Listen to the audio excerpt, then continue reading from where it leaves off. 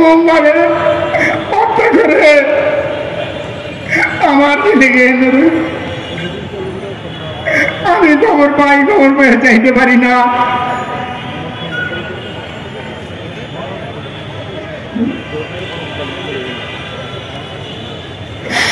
পরে একটা সেনাবাহিনীর গাড়ি আটকে রেখা পরে ওই সেনাবাহিনীর রিকোয়েস্ট করছি যে আমাদের এখানে অনেক লোক মারা গেছে, আপনারা যেতে পারবেন না, এখানে গোলাগুলি চলতেছে, আপনি ওইখানে গুলি থামান, পুলিশরা গুলি করতেছে, গুলি করে নির্মমভাবে অনেক লোক মারা যাইতেছে, মারতেছে। ওনারা বলতেছে যে না আমরা ঠিক আছে চলে যাই আমরা নিয়ে আসি। না যাইতে পারবেন না, আপনারা এখানে থেকে মেসেজ দেন, মেসেজ দিয়ে আপনারা লোক আইনে এরপরে এখানে আগে বন্ধ করেন। পরে যাইতে না পাইয়া পরে ওই সেনাবাহিনী মেসেজ দিয়া গাড়ি আনছে। গাড়ি আনার পরে 10 মিনিট পরে ওইখানে ঢুকে থানার ভিতরে 2টা গাড়ি ঢুকে, বাকি 3টা গাড়ি বাহিরে থাকে। টাকা অবস্থা আমি সেনাবাহিনীর গাড়ির পিছে পিছে থানার গেটের সামনে যাই।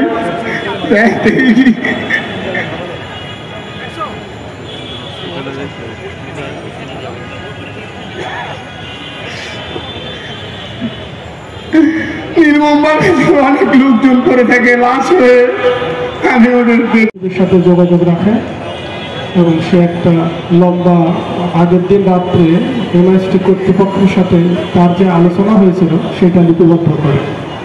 পরবর্তীতে সেটা তার বন্ধুদের মাধ্যমে ফেসবুকে চলে আসে। বৃহস্পতিবার সকালে আমরা যখন বুধবার দিবাগত রাত্রে সেহরি খাওয়ার জন্য উঠি তখন সেও রোজা থাকতে চেয়েছিল। আমাদের পরিবারে আমার মেয়ে, আমার স্ত্রী এবং আমিও রোজা ছিল বৃহস্পতিবার। আমি বললাম যে তুমি গতকাল যেহেতু রোজা থাকতে পারো না, আজকে তোমার থাকা দরকার নেই, সেই জন্য সে আর রোজা থাকে। আমরা ফজরের নামাজ পড়ি একসাথে এবং জোহরের নামাজও পড়ি একই সাথে। ও আমার থেকে একটু পিছনে ছিল।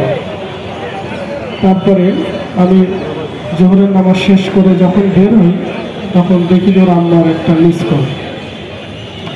ইতিমধ্যে সকাল 10:30টার দিকে আমাকে সে বলছিল কিছু আহত হয়েছে, তাদের ভর্তির ব্যাপারে আমি কোনো সহযোগিতা করতে পারি কিনা, মিরপুর অঞ্চলে পরিচিত আছে কিনা। আমি বললাম যে না বাবা, মিরপুরে আমার কোনো পরিচিত হসপিটাল নেই। তখন সে বলে আচ্ছা তুমি যাও।